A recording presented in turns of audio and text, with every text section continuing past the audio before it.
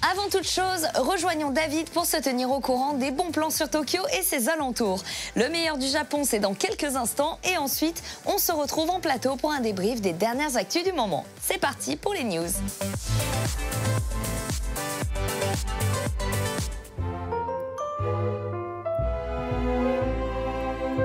Konnichiwa, salut à tous. Aujourd'hui nous sommes à Tokyo dans le quartier d'Ikebukuro et je vais pas tarder à sortir mon snowboard tellement il neige, mais en attendant on va parler de la Saint-Valentin au Japon. Bon, moi j'adore la neige, donc ça ne me dérange pas et en plus je trouve que la neige c'est très romantique, donc c'est impeccable pour parler de la Saint-Valentin. Et il faut savoir que comme Noël et Halloween, la Saint-Valentin est une fête d'origine occidentale que les Japonais ont transformée en un truc 100% commercial.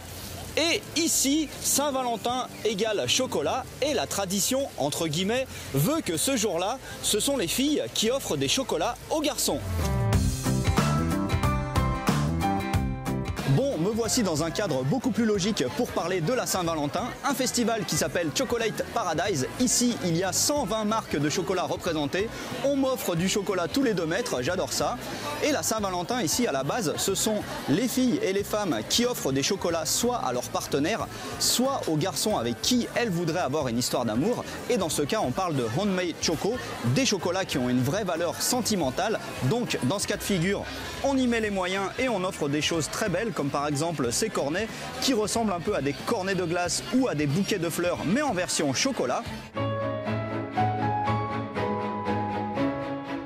Mais le plus bizarre dans la Saint-Valentin au Japon, c'est qu'au final, les filles se retrouvent à offrir des chocolats à peu près tout le monde, car la tradition s'est étendue aux amis, là on parle de tomochoko, et même aux collègues de travail, dans ce cas-là on parle de gilichoko, ça veut dire chocolat de courtoisie, voire d'obligation, parce que parfois on les aime pas trop les collègues de travail, et pour ces cas de figure, c'est beaucoup plus freestyle au niveau des variétés de chocolat que l'on peut offrir.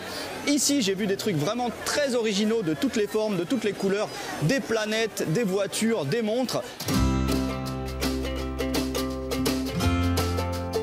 Je fais un petit crochet par un autre magasin pas loin parce que finalement quand on doit offrir des chocolats à plein de gens et qu'on prend de la marque, eh bien ça coûte vite très cher. Donc beaucoup de japonaises décident plutôt de fabriquer leurs chocolats elles-mêmes avant de les offrir. Et dans ce genre de magasin, on trouve plein de kits pas chers pour faire soi-même des dizaines de chocolats bien kawaii.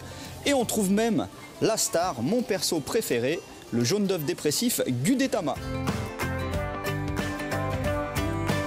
Voilà, comme je ne suis pas très optimiste sur la quantité de chocolat que je vais recevoir, je mise sur la sécurité, les Jibun Choco, chocolat que l'on s'offre à soi-même. Je vais donc dévorer ces magnifiques cochons ailés, parce que les cochons ailés, c'est la base du romantisme, mieux que les licornes. Allez, à plus, ja ne.